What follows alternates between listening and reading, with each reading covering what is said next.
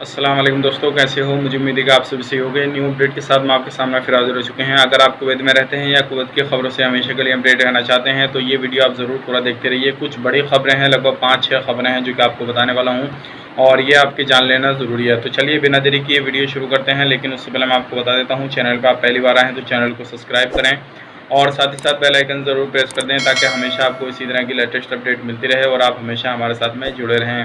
तो सबसे पहली अपडेट की तरफ बढ़ते हैं। जो बड़ी अपडेट आ रही है निकल के, एक टैंकर को पकड़ा गया जो कि काफ़ी बड़ा टैंकर था, उसको जो पकड़ा गया है उसके अंदर 1,20,000 बैग जो क्या सुपारी के पाए गए और 250 बैग जो है बड़े वाले वो पाए गए तम्बाकू के। तो इस तरह का जो है टैंकर पकड़ा गया है और उस टैंकर को पकड़ने के बाद में जो है अब तहकीकात वगैरह चल रही है। वो टैंकर कहाँ से आया था, कौन मंगाया था, किसने मंगाया था, वो सारी चीज़ की जो तहकीकात वगैरह चल रही है। और इस तरह का सामान अगर किसी भी आप अरबी देश में जाते हैं, ख़ास करके कुवैत में अभी जो है बैन कर रखा है। अगर आप किसी की तरीके का इस तरह का सामान या किसी भी तरीके से इतना सामान आपके पास में पाया जाता है या पकड़ा जाता है तो आपके खिलाफ़ जो है कड़ी कार्रवाई की जा सकती है। अगर छोटा मोटा आप बैग में रख के अपने थोड़ा बहुत सामान दवाई वगैरह लेके जा रहे हैं तो कोई परेशानी नहीं होती है, लेकिन ये जो है पूरा टैंकर ही इन चीज़ों से भरा हुआ था तो उसके खिलाफ़ जो है कड़ी कार्रवाई की जा रही है। अब वो जो बंदा चलाने वाला था टैंकर को उसको भी डिपोर्ट किया जाएगा और जिसने मंगाया हो सकता है उसके खिलाफ़, अगर अरबी हो या कोई भी बंदा हो तो उसके खिलाफ़ जो है कड़ी कार्रवाई की जाएगी। अब बढ़ते हैं अगली अपडेट की तरफ। जो अगली अपडेट आ रही है निकल के वो भी काफ़ी बड़ी अपडेट निकल कर आ रही है। 4 साल की जो है एक बंदे को सज़ा सुनाई गई है। अब सज़ा क्या किस चीज़ की सुनाई गई है वो मैं आपको बता देता हूँ, ये जानना आपके लिए काफ़ी हद बेहद ज़रूरी हो जाता है।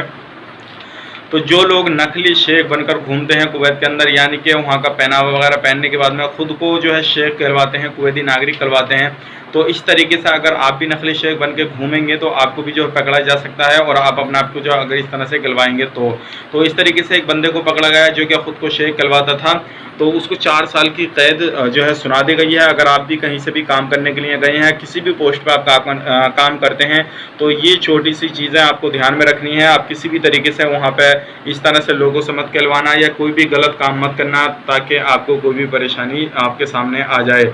अब बढ़ते हैं अगली अपडेट की तरफ। जो अगली अपडेट आ रही है निकल के वो भी काफ़ी बड़ी अपडेट आ रही है निकल के। 34 कंट्रियों से जो कुवैत ने बैन किया हुआ था उन कंट्रियों से जो है अलग अलग अधिकारी, जो बड़े बड़े ओहदे पर अधिकारी कुवैत के अंदर काम करते हैं, वहाँ से आना शुरू हो गए हैं। कोई सी भी कंट्री हो, 34 चाहे फिलीपीन, इंडिया, नेपाल, बांग्लादेश। अभी हाल ही में एक जो है मिस्र से जो है काफ़ी सारे लोग जो हैं जो बड़ी पोस्ट पे काम करते हैं वो लोग आना शुरू हो गए हैं। अब बात करते हैं अगली अपडेट की तरफ। जो अगली अपडेट आ रही है निकल के, 4 लोगों को गिरफ्तार किया है और ये जो लोग हैं वो ऐसे लोग हैं, ना ही इन्होंने कोई जुर्म किया किसी तरीके का, लेकिन इन्होंने जो जुर्म किया वो वहाँ पे काफ़ी बड़ा जुर्म किया है। अब मैं आपको बता देता हूँ क्या जुर्म किया है। ये 4 लोग जो थे वो एक्सपर्ट लोग थे, बाहर के अजनबी रहने वाले थे और इन्होंने सिर्फ जुर्म इतना किया, ये वहाँ पे जुआ खेल रहे थे। हालांकि जुआ खेलना नहीं चाहिए। अगर आप कहीं पे भी रहते हैं, किसी भी कंट्री में रहते हैं तो आपको ये लत बिल्कुल हटा लेनी चाहिए, क्योंकि इसमें परिवार के परिवार ख़त्म हो जाते हैं और इंसान बर्बाद हो जाता है। तो ये 4 लोग जो थे जुआ खेल रहे थे, पुलिस वालों ने देखा, इनको पकड़ लिया और जेल के अंदर डाल दिया। अब इन लोगों को जो है अगला फैसला जो रहेगा, या तो इनको डिपोर्ट किया जाएगा या इनको वार्निंग देके छोड़ दिया जाएगा। तो अगर आप भी इस तरीके का कोई भी काम करते हैं या कोई भी चीज़ इस तरीके की थोड़ी बहुत आपको गलत लत लगा हुई है तो इन चीज़ों को छोड़ें, नहीं तो आपको परेशानी आ सकती है और इन परेशानियों की वजह से आप पूरी ज़िंदगी ख़राब हो सकती है आपकी। अब बढ़ते हैं अगली अपडेट की तरफ। जो अगली अपडेट आ रही है निकल के वो भी काफ़ी बड़ी निकल के आ रही है और ये भी आपको जान लेना ज़रूरी है। जो अलग अलग एरिया में बिल्डिंग वगैरह बना हुई हैं, जैसे कि आपके शार्क वगैरह में या किसी भी एरिया में जहाँ पर बिल्डिंगें बनी हुई हैं, जो लोग रहते हैं, अगर किसी भी बिल्डिंग को इजाज़त नहीं है, चाहे ग्राउंड फ्लोर हो या टॉप फ्लोर है, तो वो तोड़ना शुरू कर दिए हैं कुवैत सरकार ने। जो बिना इजाज़त बिल्डिंगें बनाई हैं, जो ऊपर की बिल्डिंगें बना ली हैं, तो वो टूटना शुरू हो गई हैं। और काफ़ी सारी बिल्डिंगें ऐसी हैं जिनमें कि मैं आपको बता देता हूँ, टोटल जो बिल्डिंगें हैं जिनकी छानबीन की गई है वो हैं 45 बिल्डिंगों में छानबीन वगैरह की गई है। 34 बिल्डिंग ऐसी हैं जिनको वार्निंग देके छोड़ दिया गया है, उनके मालिकों से बात हो रही है। और कुछ बिल्डिंगों के जो रूम थे उनको तोड़ दिया गया है, प्लान कर दिया गया है, टॉप फ्लोर को भी तोड़ दिया गया है। और कुछ बिल्डिंगें ऐसी हैं जिनके ऊपर कार्रवाई वगैरह चल रही है। तो ये थी आज की बड़ी अपडेट, सोचे कि आप लोगों तक शेयर की जाए ताकि आप लोगों को ये जानकारी होना ज़रूरी है, ताकि आप कभी भी कैसे भी कहीं पे भी रहते हैं तो ये इन्फॉर्मेशन आपके पास में रहेगी, तो आप सही जगह पर रह सकेंगे, कोई भी परेशानी कोई भी समस्या आपके सामने नहीं आ सकेगी। अब बात कर लेते हैं कुछ लोगों के, मैंने आपको वीडियो में बताता रहता हूँ, अगर आपका कोई भी कमेंट या कोई भी सवाल है, माइंड में कोई भी चीज़ चल रही है, तो आप कमेंट बॉक्स में हमसे पूछ सकते हैं। तो अब उससे ही रिलेटेड हम बात कर लेते हैं। तो जैसे कि कल की वीडियो जो है उस पर काफ़ी ज़्यादा कमेंट आए हैं और ज़्यादातर जो कमेंट पूछे गए हैं वो इससे ही रिलेटिव पूछे गए हैं कि जो डोमेस्टिक जो घर वाला वीज़ा है वो कब शुरू होने वाला है और जो नॉर्मल वीज़ा है वो कब शुरू होने वाला है। तो मैं आपको बता देता हूँ, इस साल के यानी कि 2 महीने हो रहे हैं, ये 10वां महीना चल रहा है, तो इस साल की तो उम्मीद बिल्कुल उठा कर रख दीजिए, क्योंकि हो सकता है इस साल के बाद ही जो है वीज़ा शुरू किया जाए, 2021 में वीज़ा शुरू किया जाए। अभी कोई भी अपडेट नहीं है वीज़ा शुरू करने के हवाले से।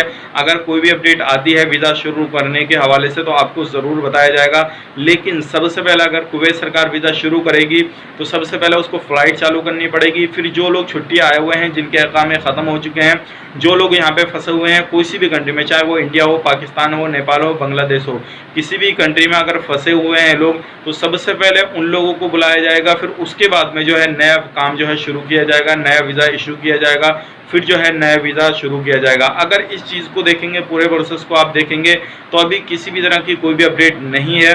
तो हो सकता है इस अपडेट को आने में भी कम से कम अभी 5 महीने और लग जाएं।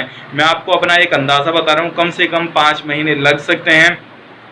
और 5 महीने कैसे लग सकते हैं, फ़्लाइट चालू होने में भी 1-1.5 महीना लग सकता है। उसके बाद में जो लोग छुट्टी आए हुए हैं उनको बुलाया जाएगा और उसके बाद में जो है नया वीज़ा इशू किया जाएगा। फिर लोगों का 1-1.5 महीने में काम होता है। तो इस तरीके से आपके 5-6 महीने निकल जाएंगे। मैंने आपको पूरा जो प्रोसेस है किस तरीके से होता है वो सारी चीज़ मैंने आपको बता दी। ये मैंने अपना ओपिनियन बताया है किस तरीके से इतना टाइम लग सकता है। अब बाकी काफ़ी सारे लोग जो है मेरे पास में कमेंट किए, जो कमेंट बॉक्स में उसमें कि डायरेक्टली जो फ़्लाइट हैं वो पाकिस्तान से कुवैत के लिए कब होंगी। तो अभी कोई भी अपडेट नहीं है, क्योंकि जैसे ही फ़्लाइट जो है कुवैत ओपन करेगा तो सारी कंट्रियों से जो है फ़्लाइट ओपन हो जाएगी। अब कुवैत से बात करें तो कुवैत से फ़्लाइट चल रही हैं, अलग अलग देशों के अलग जो मिशन वगैरह चल रहे हैं। जैसे इंडिया का चल रहा वंदे भारत मिशन, तो उसके तहत जो है लोग आ रहे हैं और आने के बाद में यहीं पे रह रहे हैं। अब बात कर लेते हैं, काफ़ी सारे लोग जो है कमेंट किए हैं कि अभी हमें एग्ज़िट आना चाहिए या नहीं। मैंने कमेंट पढ़ा, कुछ उनका मुझे नाम ध्यान नहीं आ रहा, क्या नाम है, उन्होंने बोला कि हमें एग्ज़िट आना चाहिए या नहीं। तो मैं आपको बता देता हूं, अगर आपको दोबारा जाना है कुवैत के अंदर और कुछ दिन अपने घर पे रहना चाहते हैं तो बिल्कुल आप एग्ज़िट आ सकते हैं। एग्ज़िट आने के बाद में आप बिल्कुल भी जो है दोबारा से 1 महीने, 1.5 महीने, 10 महीने के बाद में जो है बिल्कुल दोबारा से वीज़ा लेके जा सकते हैं, कोई प्रॉब्लम वाली बात नहीं है। लेकिन अगर आप छुट्टी लेके आने की सोच रहे हैं तो बिल्कुल भी ऐसा मत सोचिएगा, क्योंकि हो सकता है फ़्लाइट खुलने में टाइम लगे और जब टाइम लगेगा तो आपका वीज़ा या आपकी जो छुट्टी है वो कम रहे और जो है टाइम ज़्यादा लगे फ़्लाइट खुलने में, तो आपको परेशानी आ सकती है। तो ये थी कुछ बड़ी अपडेट, सोचेगा आप लोगों तक शेयर की जाए ताकि आप लोग सारी चीज़ को समझ सकें।